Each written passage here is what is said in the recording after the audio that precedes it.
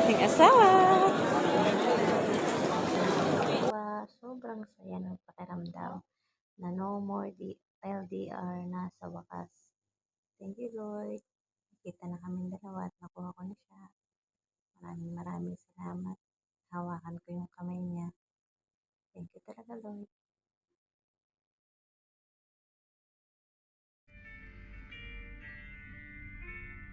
Hello guys! Welcome back to my channel guys. Hello sa mga ka-FW ko dito sa UAE, sa Dubai. Magandang umaga, hapon, gabi sa inyong lahat dyan sa Pilipinas at dito din sa UAE. Saludo po sa lahat ng OFW. Guys, ngayon lang tayo nakapag-upload kasi medyo busy tayo, marami tayong pinagkaabalahan. Tapos ayun nga, matatapos na yung kontrata ko dito, almost 1 month na lang mahigit. Matatapos na tayo ng 2 years. Akalain mo yun, ang bilis. Bali guys, ayun nga, hindi lingid sa lahat na nakuha ko na yung asawa ko dito. At paano ko nga ba siya nakuha ng without AOS? Ano nga ba yung AOS? Ang AOS ay Affidavit of Support. At ano nga ba yung travel agency na super smooth at super legit na nag-asikaso ng papers ng mister ko? Halika na, pag-usapan natin. Samahan niyo ko. Ayun nga guys, ayun nga yung paano ko siya nakuha, ano yung mga requirements, kung gaano ba katagal yung paghintay namin na lumabas yung visa niya para makapunta siya dito. Yun, ibibigyan ko kayo ng konting idea at sabihin ko sa inyo kung anong travel agency at kung madali lang ba siya o mahirap yung pagkuha ng husband dito sa UAE. Ayun guys, bali yun, nag-decide kami ng asawa ko, total na matatapos na rin naman yung kontrata ko dito sa amo ko. Nag-decide kami na kunin ko siya. So last year, nag-decide ako na kumontak ako ng isang travel agency dito sa Dubai. At ang mga hiningi nilang yun nga, nag-contact ako. Ang mga hiningi niyang requirements sa akin, kasi iba kasi yung requirements ng sponsor at ng passenger. So ako yung sponsor niya. So nagtanong muna ako, shout out kay Ma'am Dayan. Mamaya sabihin ko sa inyo kung anong travel agency. Super galing niya, super maasikaso niya na kahit hating gabi re-replyan niya talaga ako kung may mga question ako about sa process ng papers ng mister ko. Yun nga,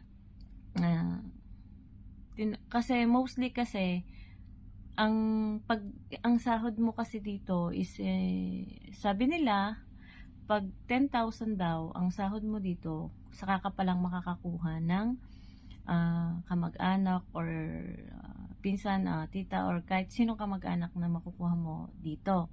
So kailangan mo ng 10,000 salary. So wala akong 10,000 salary. My God. Hindi ko alam kung sinong may 10,000 salary dito na ganun kalaki. Pero dahil yung ano nga dito, consulate, inalaw na pagka-asawa, magulang, anak, no need mo nang no need mo nang i-require yung 10,000 salary at hindi mo na kailangan isama sa requirements yung AOS o Affidavit of Support. Basta first family, hindi mo na kailangan ng Affidavit of Support. At hindi mo na kailangan na ganun kalaki yung sahod mo para lang makuha mo siya. So, yun nga, nag-decide nga ako na kuhanin ko siya. Ayun, nag-contact ako ng travel agency. Bali, sasabihin ko sa inyo kung ano yung mga requirements na hiningi sa akin. Ito, meron akong hindi naman dayaan, meron akong kopyahan. Bali, ako yung sponsor, ang pinobravite ko, medyo nabubulol na ako. Yung kailangan kong ibigay is yung passport copy ko, yung visa copy ko, Emirates ID, labor contract. Yung labor contract, kailangan verified siya dito ng ayun nga, dapat verified siya dito ng Polo Dubai, na yun nga, verified or may stamp yung ano mo, kontrata mo. And then, yun nga, kailangan verified yung ipapasa mo dun sa travel agency na mag-aasikaso ng papers nyo. Kailangan may tatak siya. And then, what else? OWA receipt, yun yung OWA receipt natin na yung galing tayo ng Pilipinas. Pag legal tayong umalis, kailangan meron tayong OWA receipt. So guys, dahil yung OWA ko ay wala sa akin at hindi ko siya nakuha dun sa amo ko, so meron akong OAC, yung galing Pinas, yun yung ginamit ko. Kasi pwede mo namang gamitin yung OWA mo or yung OAC mo, pwede mo yung gamitin kahit isa doon. Base sa ng karanasan ko, sabi ng mister ko. Pero dahil may OWA tayo na online ngayon, para sigurado ipina-scan namin yon yung kung marunong kayo mag-online ng OWA nyo, kung naka-register na kayo, pwede nyo siyang ipa-scan at pwede nyo ipakita yung copy ninyo sa immigration sa Pilipinas. So, ginamit ko din siya. Chinek din yun, which is nakatulong din naman.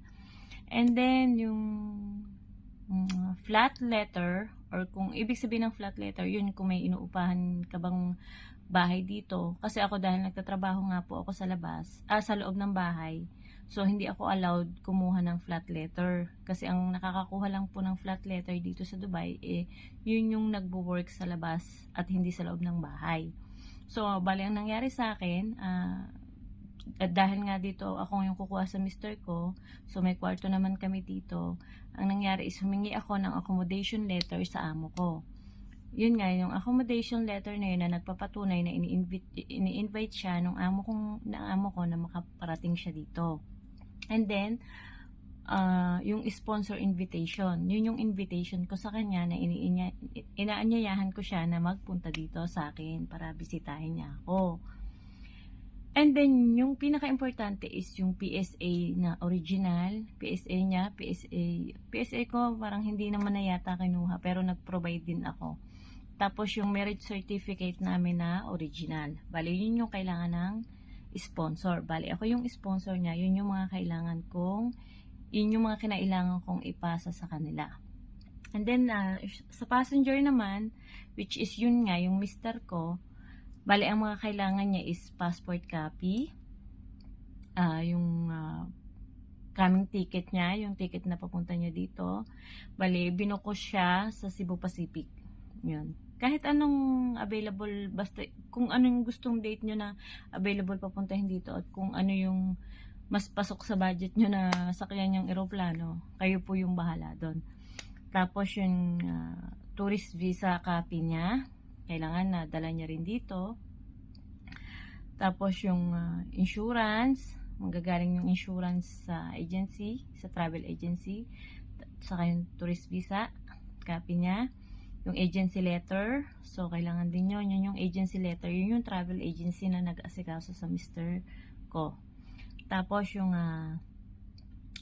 trade license ng agency, vaccine certificate, pero sa case naman ng asawa ko, dinala niya yung vaccine certificate niya, pero hindi naman siya hinanap. Pero at least dalhin nyo na rin, para in case hanapin, at least iwas offload. Tapos yun nga yung PSA ulit, pinaka-importante, yun nga yung PSA niya, marriage certificate namin na original. Tapos, yung return ticket kung kailan siya babalik. And then, yung 72 hours na flight niya na online registration na kailangan niyang i-register yon bago yung flight niya.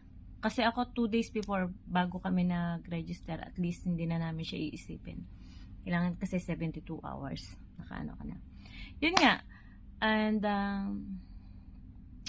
gusto niyo bang malaman kung ano yung travel agency na pinag-ayos ko ng papers niya? Bale, ito na nga.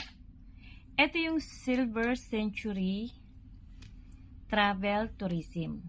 Legit na legit po sila, guys. At yun nga, Guys, ilalagay ko na lang ibibigay ko sa comment inyo yung section Bali, 4 days lang ako nag-antay ng ma-approve yung visit visa niya. Bye-bye. Thank you.